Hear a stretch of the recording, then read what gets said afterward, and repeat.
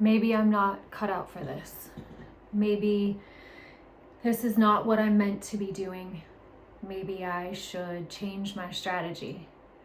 Why is everyone else around me more successful than I am? Those were the words of my dear friend, Jordan Kilgore, who just posted a video about a month ago, actually, on YouTube. And we meet weekly. He's a dear friend and a colleague, and we hold each other accountable. We were talking today about our calling, about entrepreneurship, and our fear of putting ourselves out there, of being vulnerable, of ensuring that we share in an authentic way. We both live in the space of social media. We consume it, we also produce it, we work with e-commerce sellers, and what he said today really resonated with me and encouraged me through that video. So thank you, Jordan. And if you want to check it out, it's in my link below. He encouraged me just to come on and be vulnerable. I am not a hugely successful entrepreneur like he is, but I have achieved great corporate success before I decided to go out on my own a year and a half ago to pursue entrepreneurship. Now, this is scary. I am in a sea of men, a sea of young men for that matter. I'm a mother. I have overcome alcoholism and opiate addiction. I got caught up in the opioid epidemic when I was younger, and I've been sober for 13 years. I've purchased a home. I made it to C-suite before I was halfway through my 30s. So in a sense, I have achieved the business success, just in a completely different space by climbing the corporate ladder. And yet, as I have become closer with many other entrepreneurs, I can't help but see this vast epidemic of loneliness. And they say it's lonely at the top. I have no friends right now that live nearby. I work constantly. I have a lovely partner. He is fully supportive and amazing. I have a wonderful kid. I have my business, which is going well. But as I go through this journey, I find myself struggling with all of the same things that everybody talks about. So, yes, do I have services I offer through my agency? Yes, do I have over 15 years and counting in the marketing, PR, and communications industry? Yes.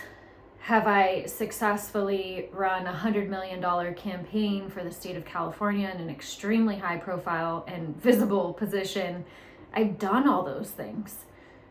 But now, finding myself in this entrepreneurial journey, I find it to be so lonely and scary. I was just talking to my partner last night, and he was saying, he was talking about his job. He has a big boy job, which was my trajectory as well, sitting in C-suite at, 35. And I was like, wait, is this what I'm going to be doing for the next 30 years? So I stopped and I changed and I shifted. But what we were talking about last night is how Q3 was tough. It was tough for everybody. Q3 2025 was a pretty tough season. We work predominantly on TikTok, and Q3 is not always great for the products in my service sphere. And it makes it really difficult to budget. And that fear of financial insecurity is eating at me. I've always had it dialed. I've always had it together. I have always been able to do everything and make it all happen. And while I am very fortunate to have cushion, I don't have a huge runway, and I am learning this journey. But a few things that Jordan said in the video, not only did it give me the courage to make this video, but he really resonated with me. One of the things was the pressure being lifted a bit. I've always thrived under pressure. It's always been something that I drove myself with, that I used as motivation, maybe like an FU mentality towards others. And as I get older, I'm going to be 40 next year, I look around and I see so many folks motivated by that, and I can't be motivated by that anymore. It's not even, it's something that I might want to do, but it's not something that I can do anymore. Jordan talks about this, and it's very difficult to turn that off. But I find it waning more and more, and I feel like I'm losing a part of myself in that. Where else do I draw that strength has really been the question on my mind. And maybe it's because I'm a bit older starting this entrepreneurial journey. Maybe it's because I'm female. I'm not sure. But more and more, I find myself leaning on my faith and conflating my faith with business. See, in my mind, the two things are not separate and apart. Jordan talked about the inner work that needs to be done. He also mentioned God. And now, this is not a plug for being a Christian or Muslim or Buddhist or anything else, but if you watch the trajectory of almost every entrepreneur, very successful entrepreneurs, they all end up on some farm in New Zealand with goats studying spirituality. And it really got me thinking, as I look around at these predominantly young men who are just resting, like W-R-E-S-T, resting success and pulling it in, and money loves speed and first to market and screwing each other sometimes. And I think to myself that that's not the way that I'm capable of doing business. I have a TikTok tutorial because I also have a master's in law, and that has been something that I really love and enjoy doing, is figuring out the compliance of TikTok and how to get on the shop, violations, policies, how not to get shut down, while so many others are focused on success metrics and scaling, which, yes, that is the point. That's not what I love to do. I like to help make sure people are safe, and I figure out the process to make sure people are safe. And that's who I am. I am also deeply spiritual. And again, circling all the way back to what Jordan inspired me to talk about and what I told him about this morning that I don't usually tell people about, is that I don't think that entrepreneurship is anything other than a spiritual journey. I've been doing it for not as long as some, and many might disagree with me. But what I've observed is that without the inner growth, which I attribute to spirituality, I attribute it to my faith, my higher power, what I've had to do as an alcoholic and an addict to stay sober, those principles are applicable here. And that internal struggle does not suddenly become relieved when you get extra zeros, like Jordan said, in your bank account. I would argue that it amplifies. That success is miracle grow for your character defects, you could call them, for the spiritual maladies, for the internal dialogue that you have that might be negative, your self-doubt, whatever you want to call it within your, belief system or value set. I have seen those things exponentially compounded, and the fear grows, which leads me to believe that if those things are so important to growth as an entrepreneur, why aren't more people talking about it? And maybe they are. Granted, I'm not digging on YouTube every single day to find where people might be talking about this. And if they are, I love that, because yes, I want to sell my courses to you. Yes, I want you to get on TikTok in a compliant way, keep your shop open. I have dealt with hundreds of sellers who get violations that I have to go in and decode and fix for them, and category qualifications and e-commerce in general and policy and tax items.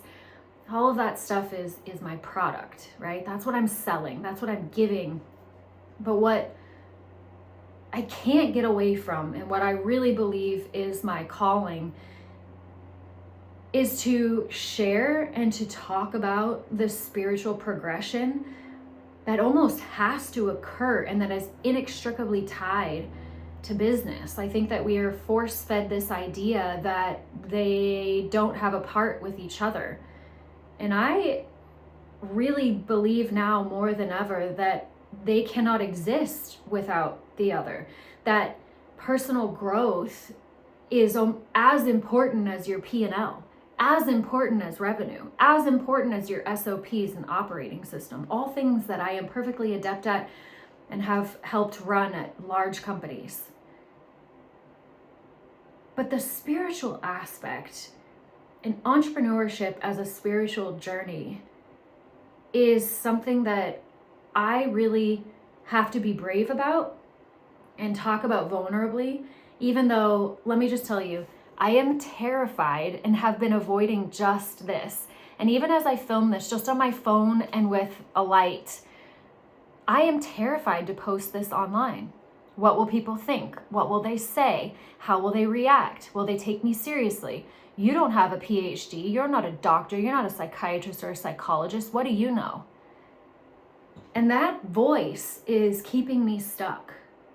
So as I go through this journey and as I develop products and build companies, I have another AI tech product that I have partners and we're working through. I created the financial model for that. We've just launched. It's going well. As I go through this journey, it is nothing more than an expansion of my spiritual condition and inner growth. So as I move through this, I don't know where this will go, but I do know that I am called to help entrepreneurs. And that's the first time I'm saying that out loud. And I'm saying it out loud online. And that is, this is me being of service to those who might feel that loneliness that they're experiencing right now. And yeah, I'm not an 8 or 9 figure entrepreneur. And yeah, I'm not, giving a TED talk here. This is low quality production. This is me talking to you. It's just us on here right now. It's just us. And this is what I'm meant to do for people. And I am going chest forward. So I'm hopeful that this video, I don't care about the views. If it reaches the right people, if it reaches just one person that's meant to hear it, then I've done my job today. But as I go all the way back to what I said at the beginning, which was an exact quote from Jordan's video, maybe I'm not good enough, and that's okay. And maybe other people are more successful for me, or everything I'm saying has already been said. But what I plan to do on this channel is not only teach marketing strategies, which I am an expert at, business operating strategies, which go hand in hand with marketing and sales, but also to really dig into the spiritual journey it is to become a successful entrepreneur, and the undoing of self that occurs during that process is something that fascinates me. And I've always been the type of person that folks open up to because I'm an open book. Like, I'm a pill addict. I'm not, I'm a Christian, but not a perfect Christian. I was raised in an extremely strict Christian household and I rejected it and have found my way back to my faith. And irrespective of your faith, like, truly, it doesn't matter to me. But for me, getting back to a place where I understand myself, where I am helping other people, because truly, what is the point of being here on this planet if we are not helping each other? If we're out there shaming and being keyboard heroes, and like some lady the other day commented on one of my videos that I had crooked bottom teeth. Ma'am, What must your life be like that that's what you notice about another human being and feel compelled to comment on? I don't feel bad about that. It's okay. But I thought about her and I thought about how might I be of service to her? And I don't know her, so the only thing I could do is pray for her happiness and success as I continue to push on my business goals, as I continue to be a good partner to my partners, as I continue to think about the people who work for me and caring for them.